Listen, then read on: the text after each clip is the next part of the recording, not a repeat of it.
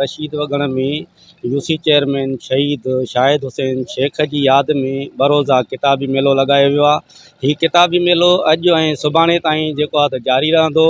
हिते जेके ख़रीदार आहिनि उन्हनि सां ॻाल्हि ॿोल कंदासीं ऐं जेके स्टॉल लॻाईंदड़ आहिनि उन्हनि सां बि ॻाल्हि ॿोल कंदासीं त इन हवाले सां उन्हनि जो वधीक छा चवणु आहे। हिते जेको असां किताब मेले खां लॻाइण खां पोइ ॾिठो आहे त हिते जो नौजवान, हिते जो सियासी समाजी वर्कर, उस्ताद, शागिर्दनि भरपूर हिन किताब मेले में शिरकत कई आहे, पंहिंजे पसंदि जा किताब ख़रीद कया आहिनि। उनखां सवाइ उन्हनि किताब ख़रीद करे पंहिंजे दोस्तनि खे, पंहिंजनि ॿारनि खे किताबनि जा तोहफ़ा ॾिना आहिनि। बहरहाल सॼी सिंध जी आहे, इहा सॼी सिंध में जेका असांखे पज़ीराई मिली आहे, हीउ हिकिड़ो नंढिड़ो ॻोठु आहे, नंढिड़ो हिकिड़ो शहर आहे, उन में बि असांखे ज़बरदस्त पज़ीराई मिली आहे। हीउ हिकिड़ो असांजो ख़्यालु आहे, तसवर आहे त किताब जी अफ़ादियत अहमियत खे नए नमूने सां उजागर कजे। असांजो ख़्यालु आहे त किताब हिकु अहिड़ो दोस्त आहे जेको ॾींदो घणो कुझु आहे पर वठंदो कुझु बि न आहे। और सघो था पिया त हिते हिकिड़ो वॾो अज़ीम शान किताबी मेलो लॻो आहे ऐं हीअ असांजो किताबी मेलो, मां त मुंहिंजी उमिरि नंढी आहे, असांजा जेके वॾा आहिनि हिन वक़्तु असांजे ॻोठ में उमिरि रसीद शख़्स असांजे चाचो साईं मोहतरम जनाब अली गौर ख़ान शेख साहिबु आहे।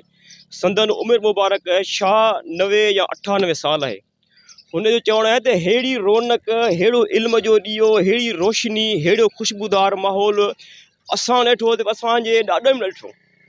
असां सभ खां पहिरियां मुबारकबाद ॾियूं था पंहिंजे यूसी जे अवाम खे त तव्हांखे लख भेरा मुबारक हुजे जो तव्हांजे दर ते, तव्हांजे अंगण ते अहिड़ो रोशनदार ॾीओ अची पहुतो आहे। असांखे ॾाढी सुठे क़िस्म जी एक्टिविटी आहे ऐं असांजे हिन ॻोठ में नई को बुक स्टोर आहे, लाइब्रेरी कोन्हे। हितां जा ॿार जेके आहिनि उहे किताबनि खां ॾाढो परे आहिनि ऐं हिते हे किताब अचणु असांजे लाइ वॾी ॻाल्हि आहे ऐं असां वठूं था ऐं शागिर्द वठनि था।